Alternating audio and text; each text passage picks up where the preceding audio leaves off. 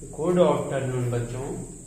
चलिए आज हम पढ़ते हैं सीटेट परीक्षा का पेपर, फर्स्ट पेपर है, ठीक है। 1 to 5 पढ़ेंगे, वो भी सीटेट में आया हुआ है, ठीक है। ये इसकी परीक्षा तिथि थी 8/12/2019 का, ये 2019 का पेपर है, ये मैथमेटिक्स, ठीक है। चलिए इसमें आज देखेंगे हम पहला क्वेश्चन, ठीक है।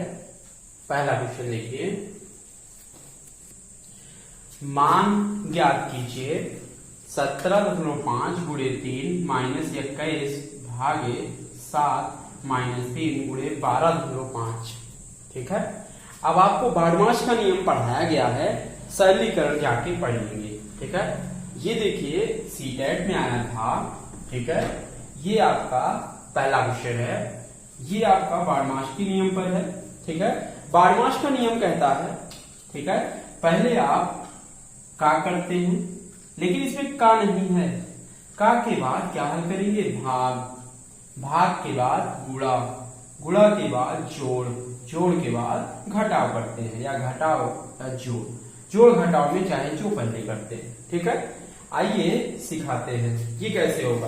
पहले ये इसमें भाग होगा, देखिए ये भाग दिया गया है, ये भाग 7 तिरिक 21, ये इसमें भाग हो गया। भाग हो गया, भाग के बाद गुणा करेंगे, गुणा करिए। चलिए 3 बचे 15, ठीक है। 1 3 7 21, 1 22, ठीक है। 2 3 1 3 2 5, 52.5। एक अंक के पहले पॉइंट था, एक अंक के पहले पॉइंट लगा देंगे, -3 माइनस। चलिए ये गुणा है, 3 बचे 15, पॉइंट लगाइए, 3 दूनी 6, 1 7, ठीक है। और 3 1 3, 37.5। अब क्या करिए, ये आपका 52.5 माइनस ऋण, ऋण क्या करिए, अगर सेम चिन्ह होता है तो इसको जोड़ देंगे, ऋण ऋण है 37, 3 आपका 40.5, 52.5 माइनस 40.5, अगर ये घटेगा तो ये 0.2, ये आपका आएगा 1, मतलब आपका आंसर आएगा 12 आएगा। कौन सा ऑप्शन सही है? ऑप्शन दिया रहेगा, पहला ऑप्शन 12, दूसरा 120, तीसरा 50, ठीक, चौथा 52.5, ठीक है। कौन सा ऑप्शन सही है? पहला। अगर ये क्वेश्चन समझ में ना आया हो तो पहले वीडियो में जाके देख लें, ठीक है। बारहमास का नियम पढ़ाया गया है, ठीक है, उसको समझ लेंगे, कभी गलती नहीं होगी, याद रखिएगा, ठीक। चलिए देखिए दूसरा क्वेश्चन है, अच्छा क्वेश्चन था। ये बोला है आरोही क्रम में व्यवस्थित करने पर, आरोही का मतलब क्या होता है? बढ़ते क्रम होता है, एक आरोही होता है, एक अवरोही। आइए हम समझाते हैं आरोही क्या होता है, अवरोही पहले सीख लें, ठीक है। आरोही एक होता है अवरोही, ये आपका डिसेंडिंग और असेंडिंग ऑर्डर होता है, ठीक है। आरोही क्रम होता है आपका, देखिए जिसको रटना होता है, रटिएगा नहीं, ठीक है। इसमें देखिए ये 3 अक्षर हैं, इसमें 4 अक्षर होते हैं, ठीक है। जिसमें 3 अक्षर होंगे वो देखिए ये छोटा है, छोटे से स्टार्ट करते हैं, 1 2 3 4, ठीक है। जिसमें ज्यादा अक्षर है, ज्यादा शुरुआत होगा, कम की तरफ जाएगा, 4 3 2 1, ठीक है। आरोही अवरोही में यही फर्क होता है, ठीक है। आरोही का मतलब बढ़ते क्रम, अवरोही का मतलब घटते क्रम, यही होता है, ठीक है। ये बोला है आरोही क्रम में व्यवस्थित करने पर निम्नलिखित में से कौन सी संख्या तृतीय स्थान पे होगी, मतलब तृतीय स्थान पे मतलब आपके आरोही क्रम में लिखेंगे और जो तीसरे स्थान पे आएगा वही इसका आंसर होगा, ठीक है। इंपॉर्टेंट क्वेश्चन है, आज से जान ले ये कैसे लगता है। देखिए पहले ये आप पॉइंट में दिया गया है सब, ठीक है। अब इसका नियम है लगाने का, देखिए पॉइंट के बाद सबसे ज्यादा अंक किस में है या और कितना है, ठीक है। देखिए इसमें 3 अंक है, इसमें 3 अंक है, पॉइंट के बाद देखेंगे। अब जिसमें 3 अंक नहीं होगा हमें 3 अंक बनाना पड़ेगा अपने आप से, अपने आप से एक जीरो इसमें बढ़ा लीजिए। सब में तीन अंक हमें बनाना पड़ेगा।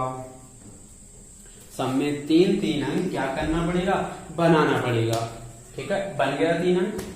अब क्या करेंगे, 3 अंक बनते ही अब आपको पता हो जाएगा। देखिए पॉइंट चाहे हटा दीजिए आप, ऐसे पॉइंट हट गया।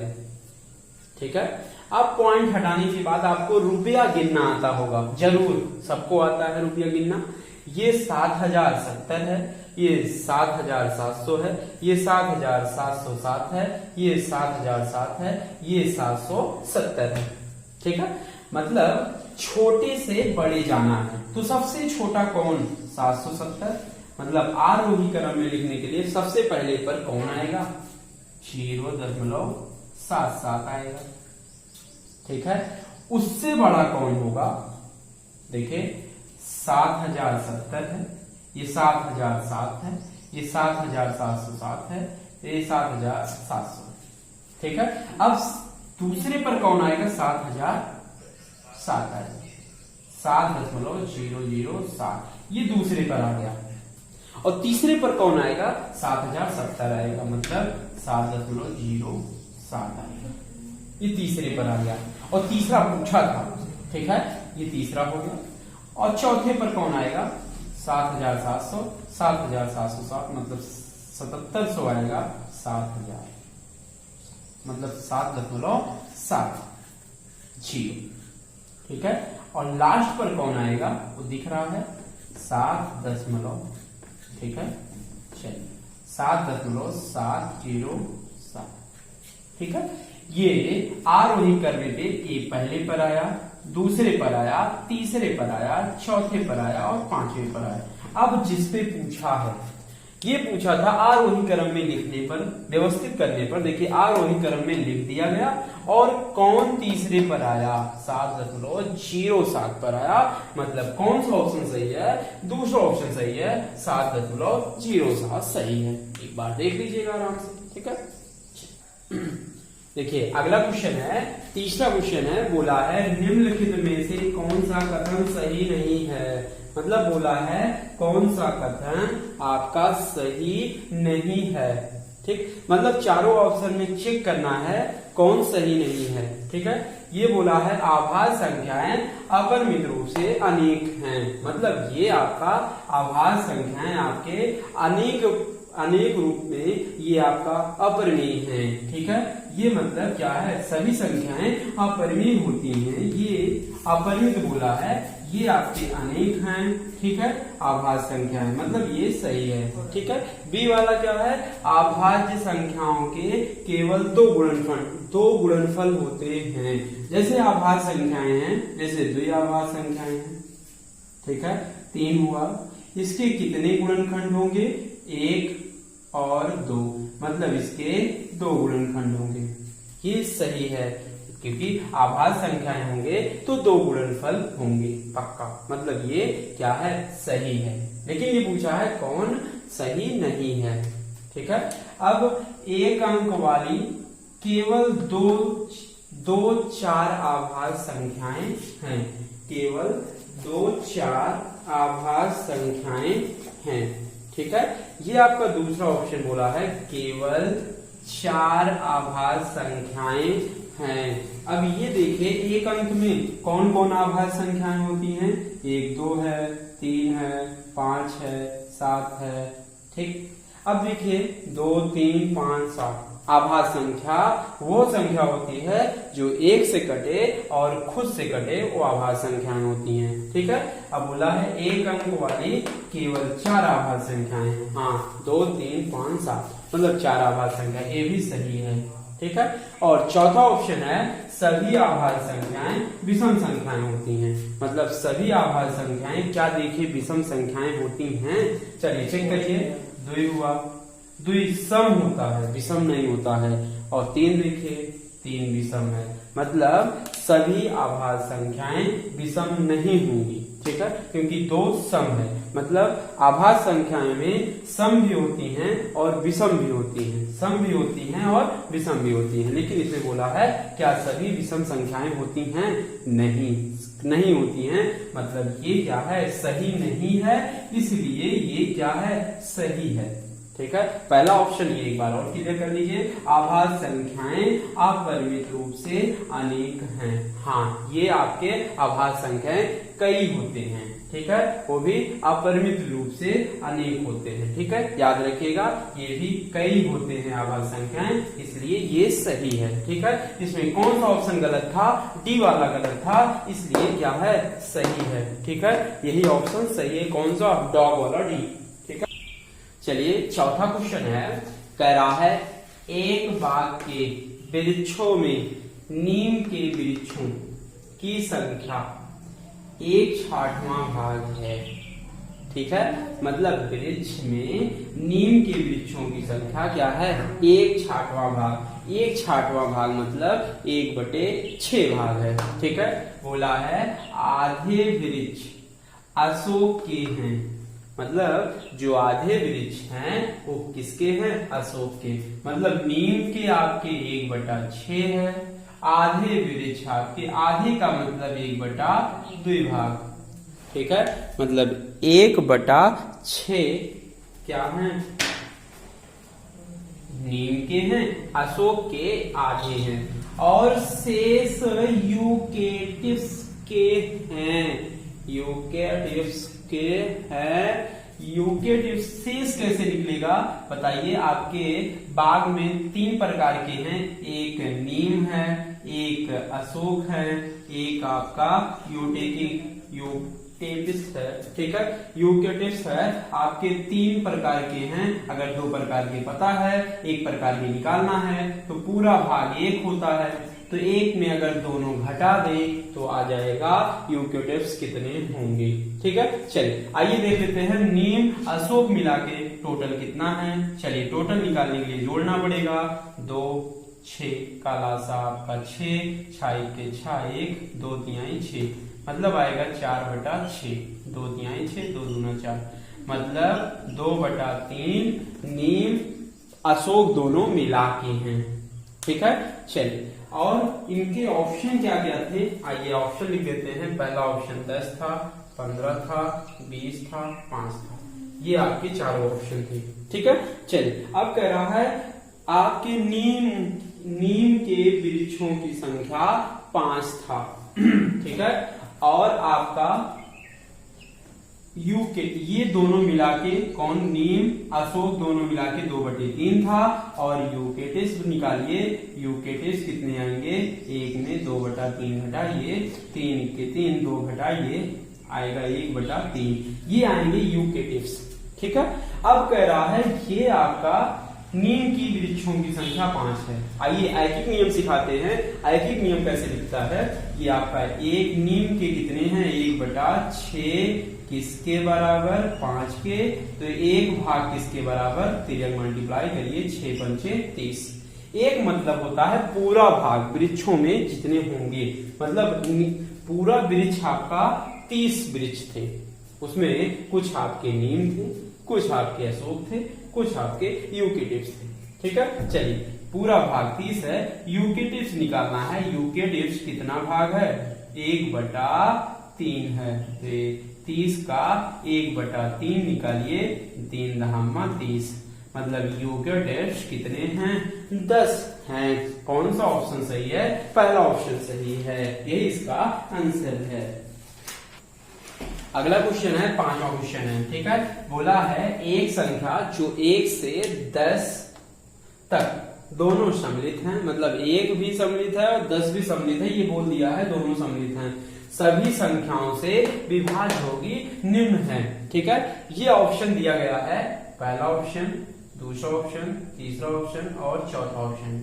ठीक है, बोला है ये चारों ऑप्शन में बोला है 1 से 10 तक सभी संख्याओं से विभाज्य है। ठीक है, याद रखिएगा कभी भी सबसे विभाज्य वाली संख्या निकालना होगा तो आपका लासा निकालना होगा। 1 से 10 तक सभी को लासा निकालेंगे, 1 2 3 4 5 6 7 8 9 10। ठीक है, लासा निकालते हैं। और लासा कैसे निकलेगा, समझो लासा कैसे निकलेगा। ठीक है, चलिए इसमें पहले आपको 2 से, सबसे छोटे संख्या से काटना होगा। ठीक है, सबसे छोटे से 2 से काटिए। ठीक है, सबसे छोटी संख्या से हमेशा काटेंगे एक बार।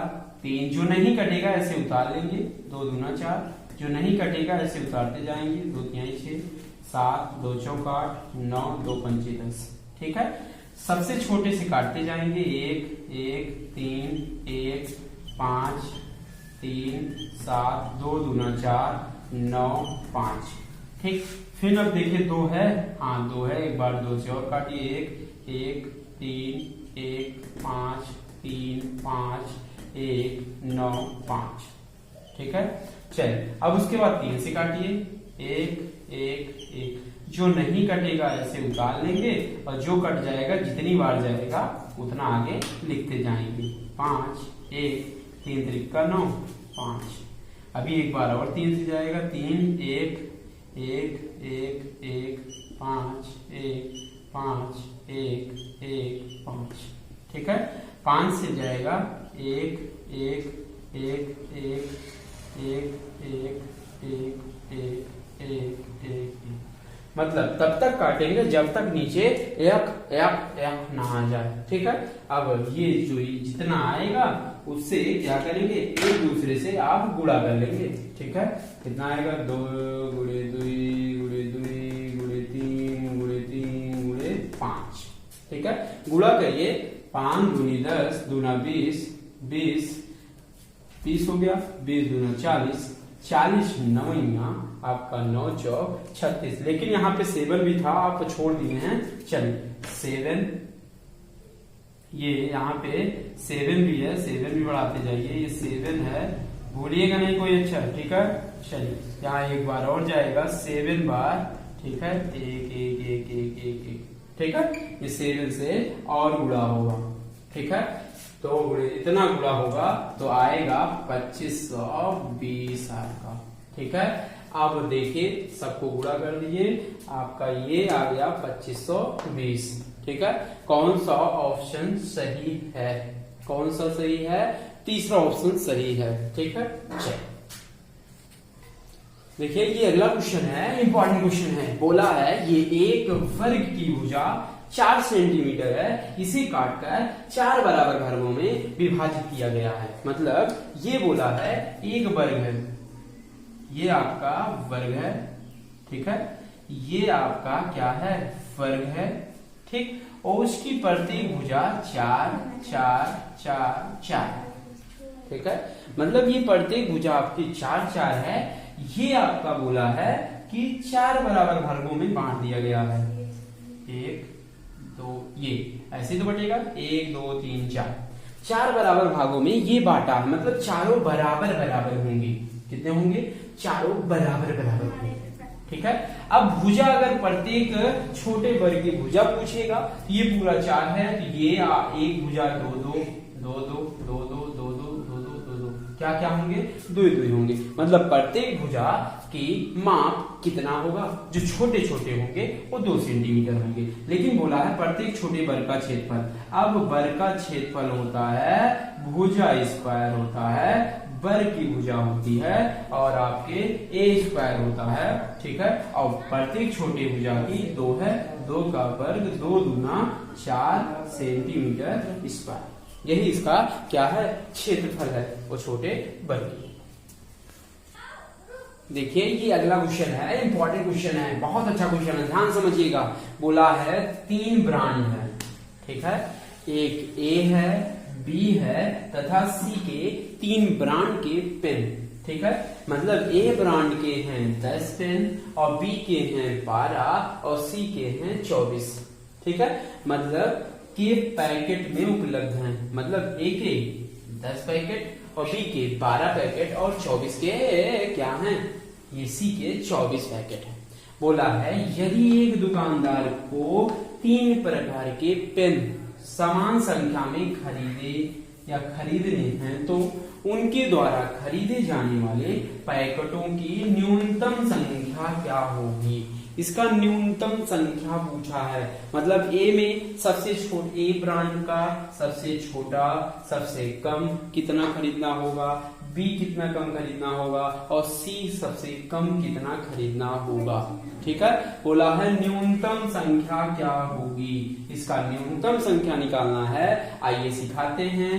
पहले न्यूनतम संख्या निकालने के लिए 10, 12, 24 का आप क्या करेंगे, लॉसा निकालेंगे। क्या करेंगे, लॉसा। ठीक है, लासा निकालना जानते ही हैं। लासा इसका 10, 12, 24। आइए लासा निकालना सिखाते हैं और सबको आता होगा तो निकाल लीजिएगा, नहीं आइए सिखा देते हैं। 2 पंचे 10, 2 छंग 12, 2 गरम में 24, 2 से 5, 2 तिहाई 6, 2 छंग 12, 2 से 5, 3, 2 तिहाई 6, 3 से 5, 1, 1, 1। ठीक है, उसके बाद 5 से 1, 1, 1। ठीक है, ये इसका लासा हो गया। यही गुणा कर लीजिए। 2 दूना 4, दूनी 8, 8 पंच 40, 3 या 120। मतलब आपके सभी से कितना टोटल पेन खरीदना होगा, इसका 120 आपका पेन है। ठीक है, कितना 120 पेन है। अब बोला है ए ब्रांड से कितना खरीदना होगा। ठीक है, पूरा ए ब्रांड है, ए में 120 टोटल और कितने पेन हैं, कितने पैकेट बने हैं, 10 पैकेट। पूरे में 10 से भाग दें, आएगा ए बराबर कितना, 12। ऐसे बी का निकालिए, बी 120, सभी से 120 पेन खरीदेंगे, लेकिन न्यूनतम खरीदना है, छोटे छोटा खरीदना है, तो इसमें 12 खरीदे हैं, तो 12 से भाग दें, 12 धामा 120। मतलब बी में कितना खरीदना होगा, 10। और सी में ऐसे खरीदे, सी में 120 बटे 24, 24 इक्के 24 पंचे। मतलब सी में कितना खरीदेंगे, 5। ए में सबसे छोटा कितना खरीदेंगे, 12, बी में 10, सी में 5। यही आपके न्यूनतम संख्या क्या होगी, यही आएगा। ए में 12, बी में 10, सी में 5 खरीदे जाएंगे। इतने पैकेट न्यूनतम संख्या में मिलेंगी। ए बराबर 12, बी बराबर 10, सी बराबर 5। कौन सा ऑप्शन सही है, सी वाला ऑप्शन सही है। याद रखिए, एक बार और सीख लीजिए। क्या करेंगे, जितने इतने पैकेट क्रमशः उपलब्ध हैं 10, 12, 24 का क्या करेंगे, लासा लेंगे। लासा आएगा 120। बोला है 3 प्रकार के पेन समान संख्या में खरीदे। समान संख्या में मतलब 120 पेन खरीदना है। ठीक है, समान संख्या बोला है और 120 पेन खरीदेंगे। ठीक है, समान संख्या में खरीदना है तो इसमें क्या करेंगे, इसका लासा निकालेंगे, आएगा 120। ठीक है, अब बोला है उसके द्वारा खरीदे जाने वाले पैकेटों की न्यूनतम संख्या, छोटे छोटा कितना खरीदना होगा, तो पूरा कितना है, 120 खरीदना है टोटल, और उसमें न्यूनतम संख्या लेना है। क्या करिए, पूरे पैकेट से भाग दे दीजिए, 10 से भाग दीजिए, एक बार 12 से भाग दीजिए, एक बार 24 से भाग दीजिए, सबकी न्यूनतम संख्या आएगी। ठीक है, एक दो बार समझ लीजिएगा, इंपॉर्टेंट क्वेश्चन है, अच्छा क्वेश्चन। चलिए अगला क्वेश्चन है, ये बोला है आयशा के पास केवल 5 रुपए, आयशा के पास 5 रुपए और 10 रुपए ठीक के सिक्के हैं। यदि उसके पास सिक्कों की कुल संख्या 25 और 160 का धन है। ठीक है, मतलब 125 और 160 का धन है, मतलब ये 25 रुपए है और 160 रुपए का धन है।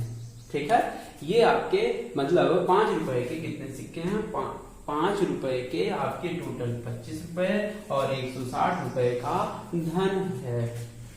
ठीक है, अब बोला है ये उसके पास 5 रुपए और 10 रुपए के सिक्के की संख्या है।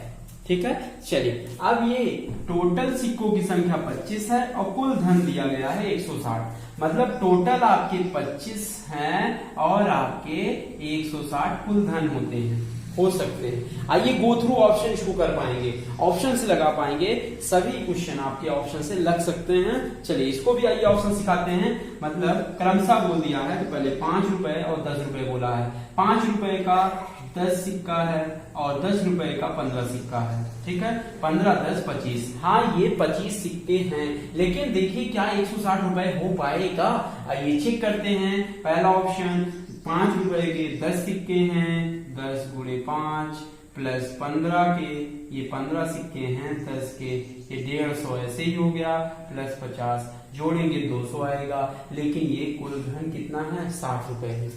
आपको जोड़ने पर 200 मिलेगा, मतलब 200 नहीं है 160 है, मतलब पहला ऑप्शन गलत हो गया। आइए दूसरा हम चेक करते हैं। 15 गुणे 5 रुपया है तो 5 से गुणा करिए, और ये आपका 10 रुपए के सिक्के हैं 10 गुणे 10, 15 पचे 75, 10 दहमा 100 आएगा 175, लेकिन आपके पास 160 ही होना चाहिए, आ गया कितना 175। ठीक है, अब देखिए आगे।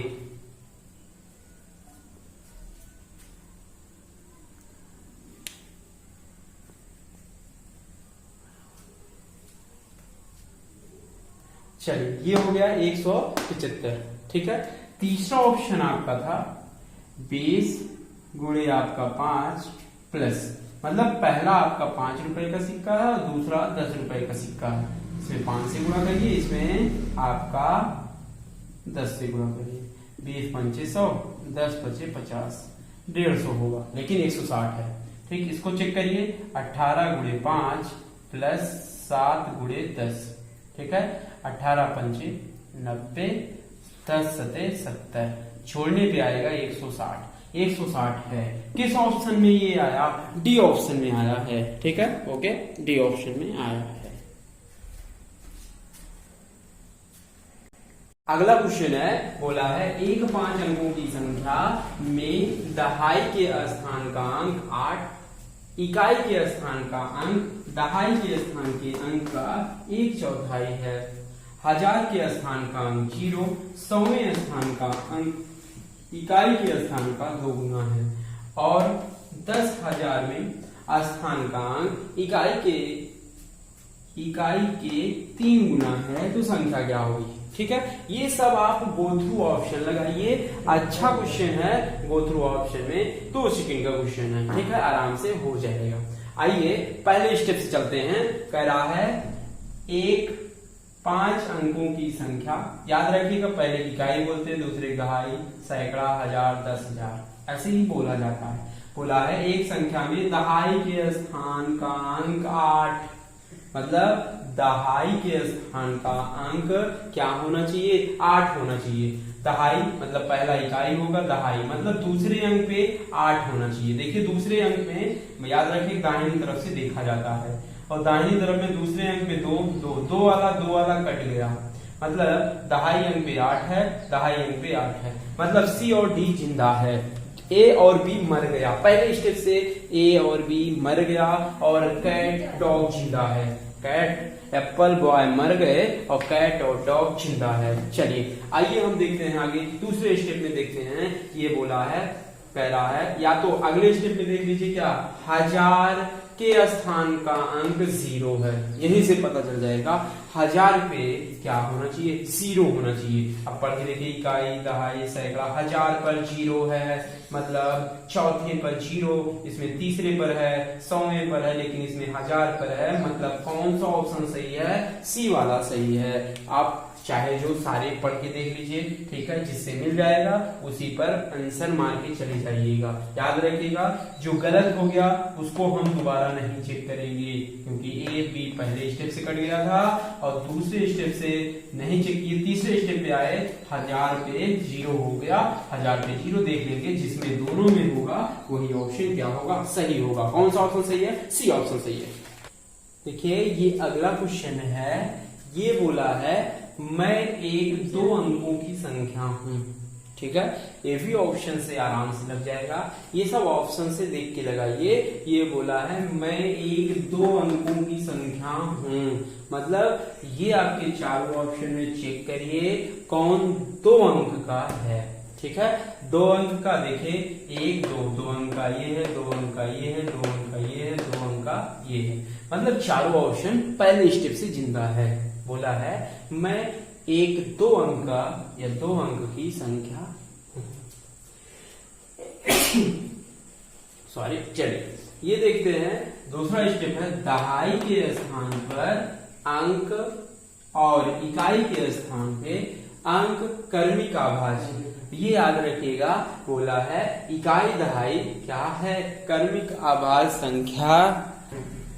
चलिए ये बोला है दहाई के स्थान पर अंक, इकाई के स्थान पर अंक क्या है, दोनों कर्मिक आभाज्य संख्याएं हैं। ठीक है, चलिए दूसरी स्टेप में आइए चेक करते हैं। चलिए ये देखिए दहाई इकाई दोनों 2 3 दोनों आभाज्य संख्या, कर्मिक मतलब लगातार होता है, दोनों लगातार आपके आभाज्य संख्याएं होनी चाहिए, प्राइम नंबर होने चाहिए। ठीक है, 2 3 prime number, 3 5 prime number, 1 3 1 prime number नहीं है, इसलिए 13 वाला कट गया। ठीक है, 5 7। ठीक है, मतलब ए जिंदा है, बी जिंदा है और डी जिंदा है, सी आपका मर गया। ठीक है, अब आगे अगले स्टेप से बोला है अंकों का योग 3 4 का गुणज होना चाहिए, मतलब अंक का योग करने पर 3 और 4 का गुणज होना चाहिए, मतलब 3 और 4 से कटना चाहिए, इसका मतलब ये है। ठीक है, चलिए ये 3 2 5, क्या 3 4 का गुणज है, नहीं, कट गया। 5 3 8, 5 3 8 योग करने पर क्या 3 से कटेगा, नहीं कटेगा, मतलब ए बी सब मर गए, बचा कौन, टी वाला, मतलब यही सही होगा। अंकों का योग करिए 7 5 12, 3 से भी कट जाएगा, 4 से भी कट जाएगा, मतलब 3 से कटेगा, 3 4 12। कौन सा ऑप्शन सही है, डी वाला सही है, 57 होगा। ठीक है, मतलब 2 अंक की है और दहाई इकाई के कर्मिक आभाज्य संख्या भी है और 3 और 4 का गुणज भी है, मतलब कौन सा ऑप्शन सही है, डी वाला सही है। देखिए अगला क्वेश्चन है, अच्छा क्वेश्चन है, इंपॉर्टेंट क्वेश्चन है। ये बोला राजीव ने अपनी कार को 7 बजे या 7 AM, AM का मतलब होता है सुबह का टाइम होता है। ठीक है, ये आपका 7 बजे पर पार्क किया और उसे उसी दिन ही लेने वह 4:30 PM, PM का मतलब होता है ये आपका शाम का समय है। ठीक है, अब पर आया, उसे कितने रुपए का भुगतान करना होगा, जबकि एक रेलवे स्टेशन पर एक कार पार्किंग की गई थी, इसकी दर हमें बताना है। ये चित्रित की गई है कि 2 घंटे तक अगर 2 घंटे तक अगर खड़ी रही तो 50 रुपए देना होगा, 2 घंटे से ऊपर और 5 घंटे तक खड़ी होनी तो 75 रुपए देना होगा, और सी वाला अगर 5 घंटे के भुगतान 5 घंटे अगर तक रहेगा या 8 घंटे तक, 50 घंटे के पश्चात 8 घंटे तक रहेगा तो 10 रुपए, अतिरिक्त घंटे के 10 रुपए देना होगा। 8 घंटे से ऊपर और आपके 12 घंटे तक 50 रुपए देना होगा, और 12 घंटे से ऊपर और 24 घंटे तक 250 रुपए देना होगा। आइए हम देखते हैं वो गाड़ी आपकी कितनी देर खड़ी थी, मतलब ये 7 आपका 7 AM था और आपको जाना है 4:30 PM। पहले ये समझिए आप, AM का मतलब क्या होता है, रात 12 बजे से दोपहर 12 बजे तक AM होता है, और दोपहर 12 बजे के बाद और रात 12 बजे तक PM होता है। याद रखिएगा, अब 7 बजे से 4:30 बजे तक जाना है, पहले आप AM से पहले PM तक जाइए। अब 7 5 12 ऐसे ही हमेशा जाएंगे, 5 घंटे होगा तो 12 बजेंगे, वो भी AM से आपका PM बदल जाएगा। ठीक है, 5 घंटे ये चले गए। अब कितना जाना होगा, 4, ये 12 से जितना ज्यादा जाते हैं उतना घंटा आप आगे जाएंगे, मतलब 12 से 4:30 हुए, मतलब 4:30 घंटे आगे बढ़ गए, तो मतलब टोटल घंटा कितना हुआ, 5 4 9 9 30।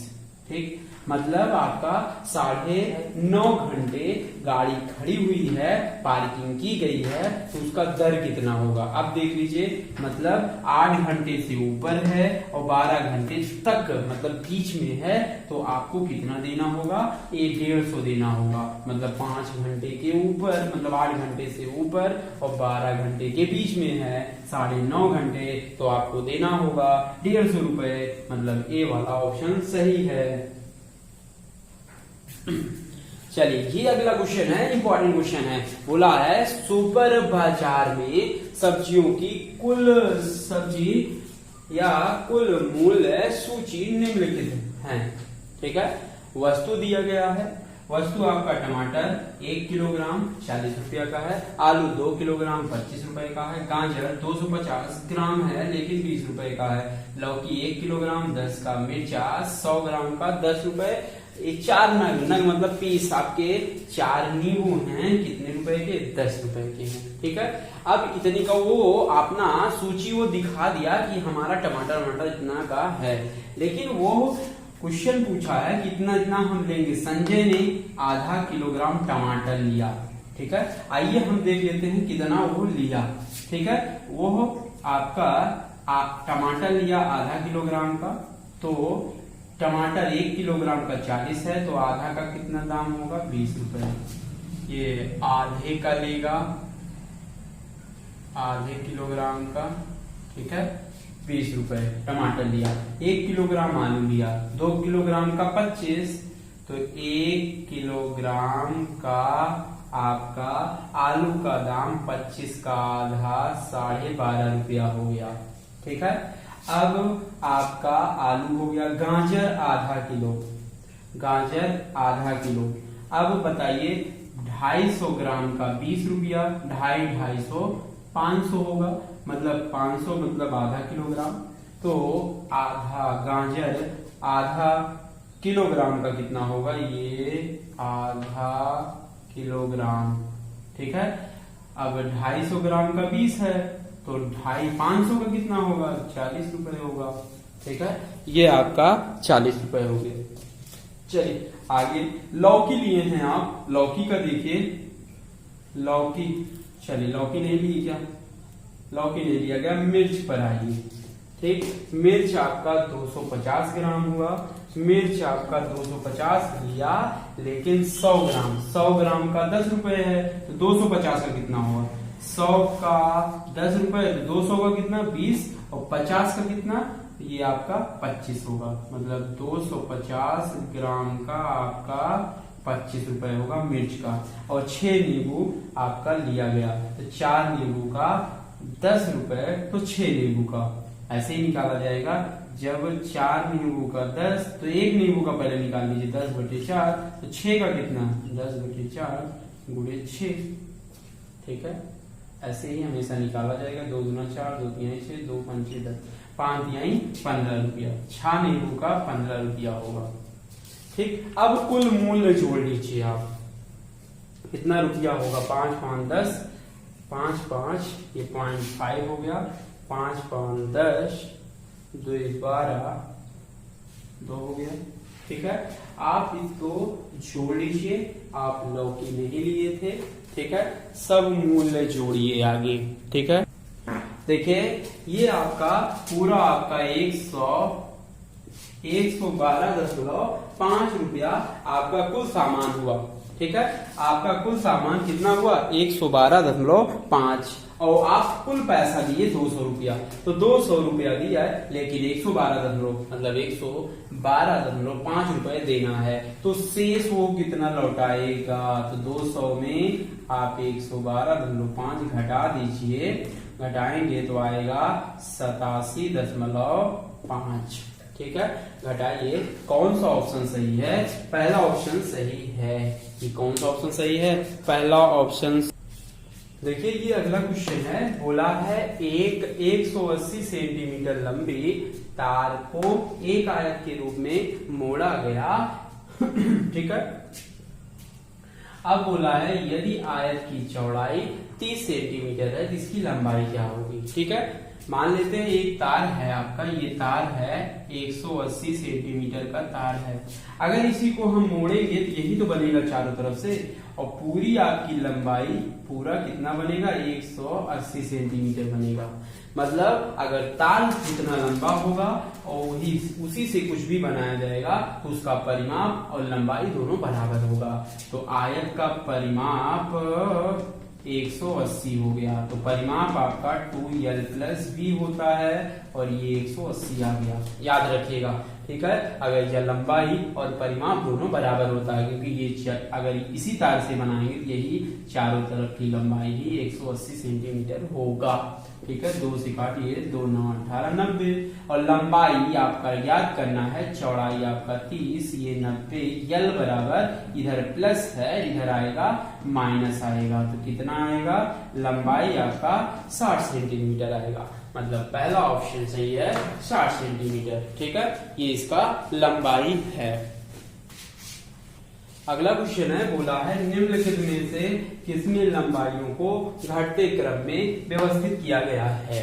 ठीक है, ये चारों ऑप्शन में है, बोला है कौन घटते क्रम में जा रहा है, मतलब पहले बड़ा, उससे छोटा, उससे छोटा, उससे छोटा, मतलब कौन सा ऑप्शन ये आपका घटते क्रम में होगा। मतलब बोला है पहला option 8 decimetre 80 decimetre 8 centimetre 85 millimetre, ये 800 सेंटीमीटर, ये आपका दिया है आपका 8, कितना दिया है भाई, 8 मीटर। ठीक है, अब क्या करिए, जो ज्यादा बड़ा होता है, जो छोटा है आपका mm, सबसे छोटा mm है, मतलब सबको आइए हम mm में बना देते हैं। ठीक है, सब में वही गिनती है। ठीक है, 80, ये आपका 80 dm 8 सेंटीमीटर। ठीक है, 80 dm है, 80 dm डेसी, 1 डेसीमीटर बराबर 100 मिलीमीटर प्लस 8 सेंटीमीटर है, तो 1 सेंटीमीटर में कितना mm, ये आपका कितना है, 10 mm होगा। ठीक है, 10 mm, ये आएगा कितना, 8000 प्लस ये 80 जोड़ेंगे तो आएगा 8 8 8 0 0। ठीक है, मतलब ये इसका जोड़ने पे आएगा कितना, आप जोड़ लीजिए, आएगा पूरा mm लेंगे तो जोड़ेंगे तो आएगा 80 80 mm।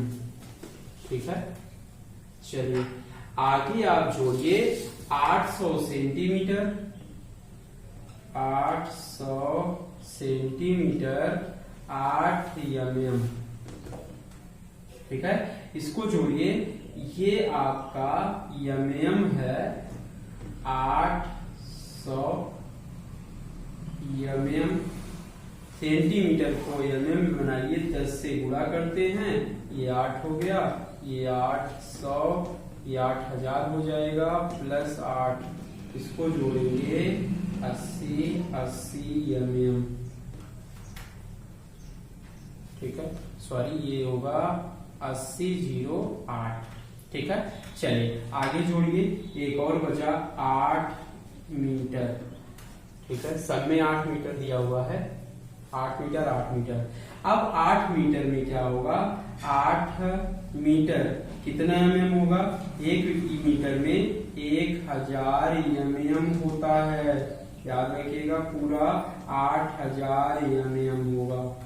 ठीक है, चलिए ये आपका घटते क्रम में हमें बनाना है, तो आइए पहले ऑप्शन को उठाते हैं। 80 डेसीमीटर 8 सेंटीमीटर है, 80 डेसीमीटर 8 सेंटीमीटर का मान कितना है, 80 है, लेकिन इसका मान 80 mm है, उसके बाद क्या हो गया, 8500 हो गया, लेकिन बोला है घटते क्रम में होना चाहिए, लेकिन ये बढ़ गया, पहला ऑप्शन कट गया।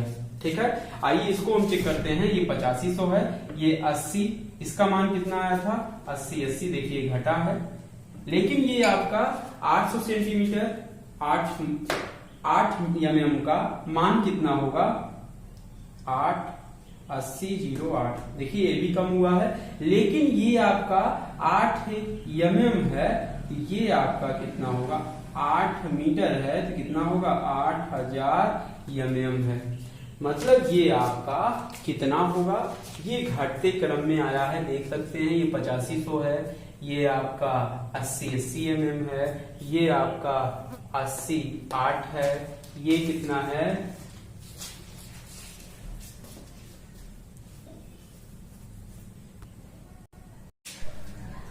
ये देखिए है 85 mm, ये है 80 dm 80 DC 8 cm, ठीक है। आप mm बनाएंगे तो 80 mm में आ गया, मतलब ये 8500 है, ये 80 है, ये आपका 8 mm है, जोड़ेंगे तो आएगा 8 mm, ठीक है। 8 mm को 8000 mm, मतलब घटते क्रम में ये आ गया, ये 85 है, ये 80 है, ये 80 है, ये आपका 80 है, मतलब ये ऑप्शन सही है, बी वाला ऑप्शन सही है, क्योंकि ये घटते क्रम में है और आगे चेक करने की जरूरत नहीं है, ठीक है। चलिए यही आंसर है बी वाला। अगला क्वेश्चन है, बोला है ये कोई व्यक्ति 29 नवंबर 2019 को एक एक्सप्रेस ट्रेन में सूरत से नागरकोइल जाने के लिए बैठा। यह ट्रेन सूरत से 19:45 बजे, ठीक है। चलिए, और 1 दिसंबर 2019 को 11:45 बजे नागरकोइल पहुंच गई। सूरत से नागरकोइल के बीच की ट्रेन मार्ग की दूरी 2120 किलोमीटर है। इस यात्रा में ट्रेन की औसत चाल, चलिए सबसे कठिन होता है टाइम निकालना। आइए सिखाते हैं टाइम कैसे निकालना चाहिए, ठीक है। याद रखिएगा, ये 29 तारीख है, 29 नवंबर है, 29 अब 1 को पहुंची है, 29 जाएगी, 30 चलेगी और आपका 1 दिसंबर चलेगी, ठीक है। 29 को कितने बजे चली है, 11 कितना बजे, 19:45। 19:45 का मतलब क्या होता है, पहले ये सीखिए। 19:45 का मतलब होता है 12 से जितना ज्यादा होगा उतना बजेगा। 12 7 19 मतलब 7:45। ये बताइए 19, 20, 21 कब बजते हैं, पीएम में बजते हैं कि एएम में? पीएम में बजते हैं, याद रखिएगा। ये 19:45 आपका क्या है, पीएम में 19, 20, 21, 22 बजते हैं। ये आपका 7:45 शाम के, मतलब रात के 7:45 पीएम है, ठीक है, याद रखिएगा। मतलब अब 30 तारीख को जाएगा, याद रखिएगा।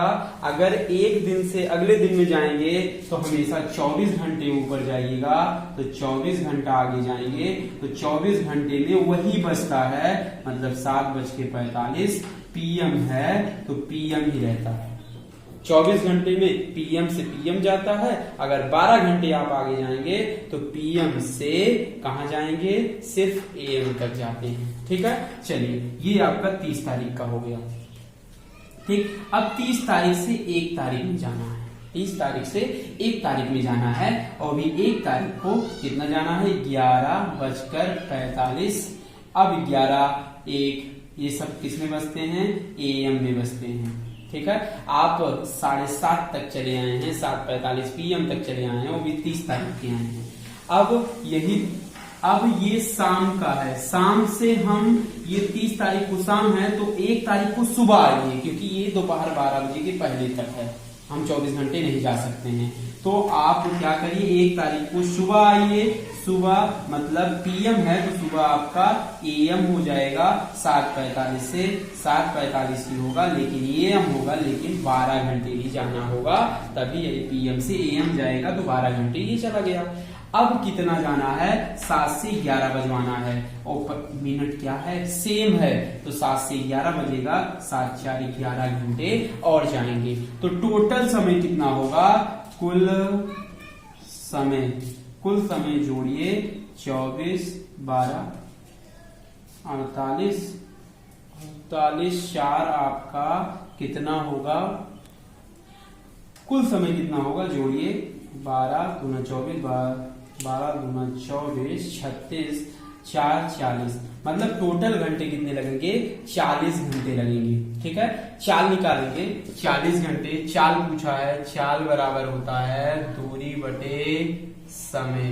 दूरी आपका 21-20 है, ये आपका 40 समय है, 0 0 कट गया, 4 5 20, 4 3 12, मतलब इसका 53 किलोमीटर प्रति घंटा होगा। याद रखिएगा, ऐसे ही समय निकालिएगा। नहीं समझ में आएगा कमेंट बॉक्स में आप कमेंट कर दीजिएगा, दोबारा समझा देंगे, ठीक है। चलिए